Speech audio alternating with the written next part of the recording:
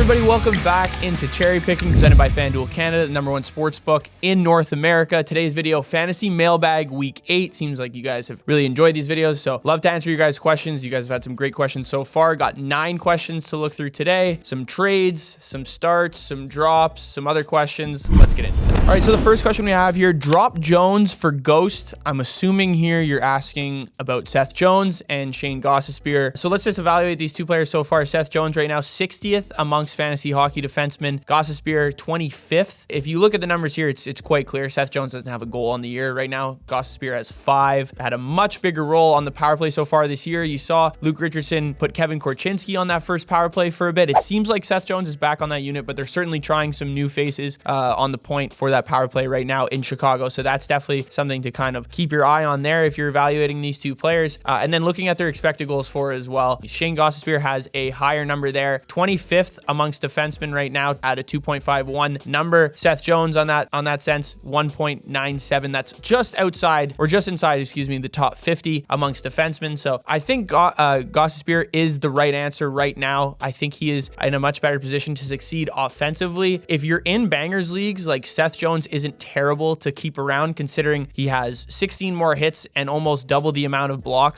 shots as Gostisbehere right now. Gostisbehere pretty much acts as another forward for this Detroit Red Wings team. They do like to carry an extra defenseman on a lot of these given nights. I think he has he's 5th on the team in offensive zone starts on his shifts. So clearly Derek Lalonde likes to start Gostisbehere in the offensive zone and use him on the power play because he is quarterbacking that first power play as well as the only defenseman on that first power play. But if you're looking for goals and assists, it's definitely Gostisbehere without a question. If you're in bangers leagues, a little bit more of a hesitation, but I still think that the points and assists and goals that Gostisbehere has is going to carry more weight than Seth Jones. So I'd go with Gostisbehere here. All right, the next one here. I'm having a tough time with Suzuki. I have him on a few teams, but I'm hesitant to drop him and maybe just stream guys. There's so many players doing way better in bangers leagues. He's okay, but not in other leagues. Lost on this one. Don't know what to do. I feel your pain there. Nick Suzuki has kind of been...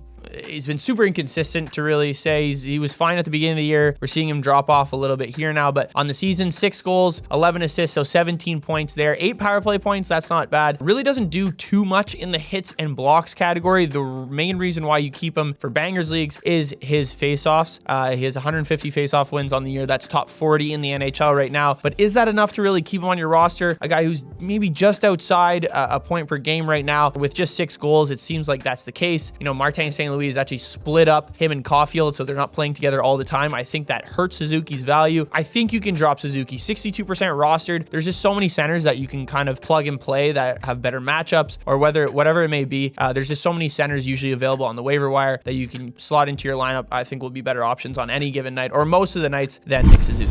Who to trade for with Rupe Hintz? Have Ekblad to add to the trap as well. So yeah, a lot of people kind of been waiting for Rupe Hintz to break out here and to have another 35+ goal season like he has the last 2 years. But, you know, he's 96th right now amongst fantasy hockey players. I don't know necessarily I'd be trying to trade Rupe Hintz right now. We saw how good that power play was last year, that first unit with Hintz, Robertson, Pavelski. But I still think that Rupe Hintz is someone that if you are trying to trade, obviously you can trade him. He's had very good seasons over the last 2 years. But so far in the season, 8 goals, 10 assists, right around that point per game kind of status as well. His expected goals for number doesn't really reassure me that he's going to get this going as well. It's 75th in the NHL right now. He does have 3 goals and 5 points his last 5 games played. Ekblad, one of those guys, you know, he finished top 35 amongst fantasy hockey defensemen last year, played just around 65 games. So you don't really know what you're going to get on a full season with him, considering he does tend to get injured and miss some time. He's already missed some time this year, so the chances is that he gets injured and misses a couple games or a stretch again, very likely. So if there's someone I'm trying to go after for these two guys right now, I think a perfect trade candidate, and I don't even think you're asking for too much here, and it's Matt Tkachuk. He's 55th amongst fantasy hockey skaters right now. People getting really frustrated because he only has 3 goals so far, but he does has 15 assists on the year right now. But the biggest point of emphasis here, he's 6th in the NHL in expected goals for. He shoots the puck a ton, so eventually I think he will start to score a ton of goals. It's just when that stretch is going to come, the opportunity to buy low on him is probably kind of just going away die quicker and quicker as the season kind of goes along here. There's just a perfect example of this. His teammate, Sam Reinhart, has 15 goals on the season. Tkachuk has a higher expected goals for number, which means he tends to create more offense on a game-to-game basis. So obviously you want someone like that on your team. You know, they don't necessarily play on the same line either. So I think Matt Tkachuk would be definitely a great option to try and trade for with these two players, Rupe Hintz and Ekblad. All right, the next question we have here, traded John Carlson for Stuart Skinner. Did I get hosed? I don't necessarily think you got hosed, because fantasy hockey goalies, like really the value for them are very difficult. There's only so many goalies you can have on your team that are really like attainable of getting wins and putting up decent amount of numbers. The Oilers give up a lot of shots, so obviously that's concerning. They're a team that was supposed to win a lot of games and haven't done that yet, but maybe that'll start coming here now. Obviously Jack Campbell, a guy really that's not going to be coming back on this Oilers team anytime soon, it seems like. Oilers are probably in the market for a goalie right now, and that's what it seems like and would be if they're trying to contend for a cup, because just Skinner just isn't cutting it. But if you look at last year, he did have 29 wins. He was a top 10 fantasy hockey goalie. So giving up John Carlson for Stuart Skinner, you're not losing a ton of value there. John Carlson should be a guy that you're trying to buy low on right now. So the fact that you could trade him away for a guy that's even, his value is probably the lowest you could possibly have it right now for Stuart Skinner. But the one good thing, he's knocked off 3 straight wins here. The Oilers just beat Vegas. Not really much to his help. He did allow 4 goals, but still, I think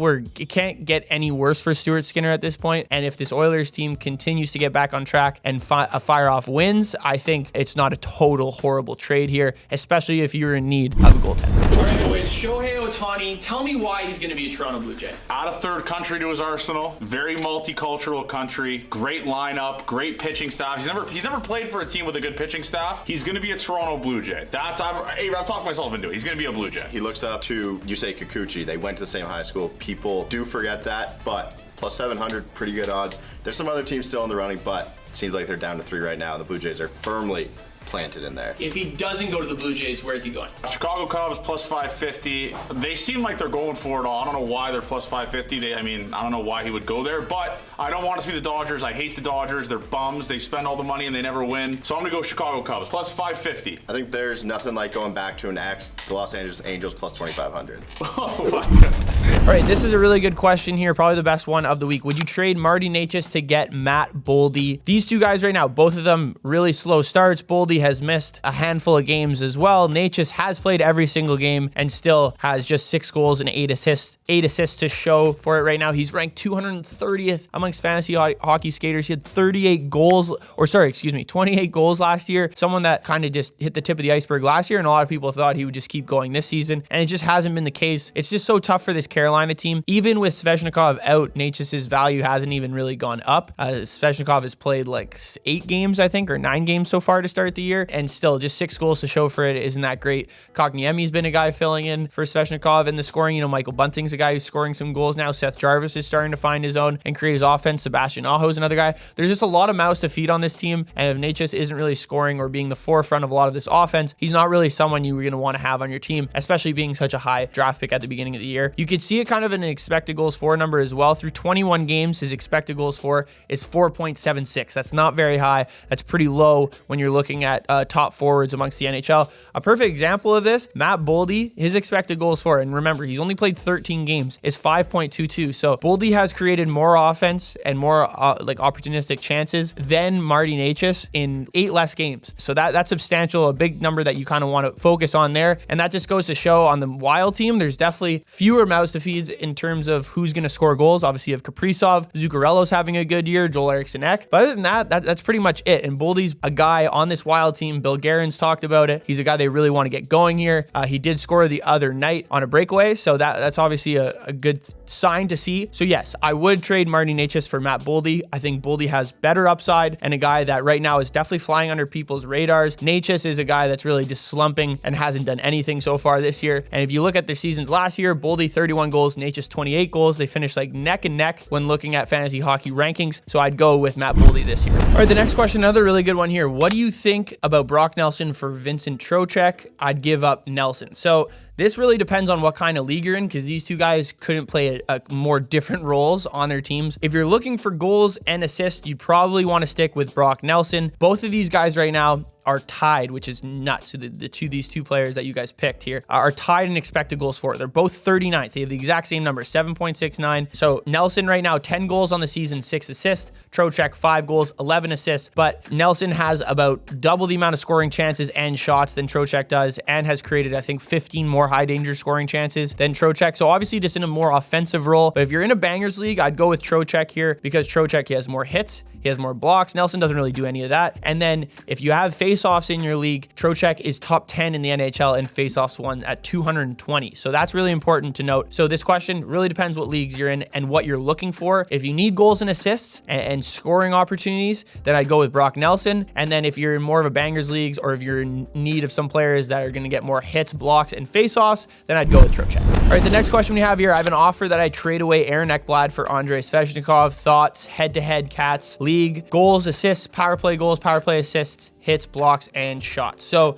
this one's tough because obviously both of these guys haven't played a ton of games this year. Svechnikov has played 12 games. Continues to get injured though. Like, he was supposed to come back a lot earlier than he did at the beginning of the season. He's hurt again right now. He's listed as day-to-day. So is he going to be ever at this point fully healthy? But then you're also going with a guy, Aaron Ekblad, who started off the season hurt, has played just 6 games right now, has 1 assist to show for it. Another guy who's just perennially never had a full season. If you're really looking at his career, he usually plays between 60 to 70 games, so there's a good chance that he gets hurt again at some point this year and misses some time. But looking at last year's season for both of these guys, Ekblad finished 33rd amongst fantasy hockey defensemen with 14 goals, 28 assists. He had 216 shots on goal. So the shots on goal department there, that's pretty important, but he's not going to be playing on that first power play. I think last year they're still in a bit of a transition between Ekblad and Montour, who was playing on that first power play, but Ekblad consistently in the 12 to 15 goal range throughout the course of his career. So I think you can still expect 10 plus goals from Ekblad at this point, even though he's missed 15 or 17 games, however it may be. Svechnikov last year, 64 games played, finished with 23 goals and 32 assists. The biggest thing here too, and someone commented on this guy's comment during that, Svechnikov's sneaky amount of hits. He had 140 hits last year. He is a power forward, but still pretty high for a guy who's supposed to be known for his goal scoring ability. So that's something to keep in mind here. This is a really tough one, but I think I'd still lean Andrei Svechnikov. I think when he comes back and is more healthy, he'll have a much bigger role. It seems like Ekblad's role in this defensive unit isn't going away, but offensively, I think it seems like Brandon Montour is obviously going to be that go-to guy. And then Oliver Ekman-Larsson, another guy who they picked up in the offseason, who's played fantastic when Ekblad and Montour are out. So I think Svechnikov carries a little bit more value when you're looking at fantasy hockey. So yes, I would click accept on that trade. The second to last question here, is it safe that Cousins is a drop? I've kept him all year so far, and he is so bad. I understand that. Obviously, he was hurt for a bit. He got a puck in the face as well that like kind of screwed him up for a few, or sorry, he was in a fight. It wasn't a puck. He was in a fight and got absolutely destroyed, and had to wear a bubble for a couple games, threw him off apparently. But I think without Tage, there's just so much opportunity here for him. I know we haven't seen it yet since Tage has been out, and considering since he's been back from injury, he only has 1 goal to show in his last 5 games played. But the Sabres did just win 5-1 against a very good New York Rangers team. Maybe that's the jumpstart the offense needed to kind of get back on track. Over their last 5 games played as well, I know he only has 1 goal, but he's second on the team in expected goals for, which means he's creating the second most amount of offense, only behind Alex Tuch, and that's not even crazy to say. Like, it's pretty standard, I would say, in that sense. Alex Tuch is going to be the top goal scorer on this team when Tage Thompson is out, but I still think there's some value in Dylan Cousins. The one thing that you can kind of address to find out when it's time to drop Dylan Cousins, if Casey Middlestat continues to play as he is playing right now, because if you look at the last 5 games played, he's played 15 more minutes and is playing a little bit more on a per game basis than Dylan Cousins. His 7 points his last 5 games, only 1 goal, but starting to take some of his role, especially offensively. Casey Middlestat now on the first power play, Dylan Cousins on the second power play. Dylan Cousins was a top 35 fantasy hockey center last year, so I wouldn't give up on him right away. I'd still give him a little bit of opportunity because this is a guy that was a top 10 pick and is supposed to be a really good NHL hockey player, and I think last year he showed some of it. I just think he needs a little bit more of an opportunity, which he's getting with Tage Thompson out. It just depends if Middlestat ends up edging him out in that role. All right, and the last question, something that was commented on my must add for this week. How was there no mention of JJ Petka on the Buffalo Sabres? And you're absolutely right. This is definitely a guy you could be looking to add right now. 23% rostered. Looking at his last 5 games played, he's been one of the top point contributors on the team. He's also second on the team in goals right now, only behind Jeff Skinner with 9 goals. He QBs the second power play unit. Doesn't get a ton of ice time, but the one good thing to see here that Don Granato is doing with him, he's played 13 minutes per game last year. Now he's up near 16 minutes, and with Tage Thompson out, you could definitely see a little bit more of a role here for JJ Petka, and definitely someone you can consider adding. On the season so far, he's 4th in expected goals for. If you look at the last 5 games played, he's a little further down there, but he's still finding ways to contribute offensively, whether it be getting assists or goals. I think Petka is a great add right now if you're in need of a winger. All right, thank you guys for tuning in. Let me know what you thought of the fantasy hockey mailbag for week 8. Be sure to like, comment, and subscribe. Download the FanDuel Canada app, and I'll see you guys in the next video.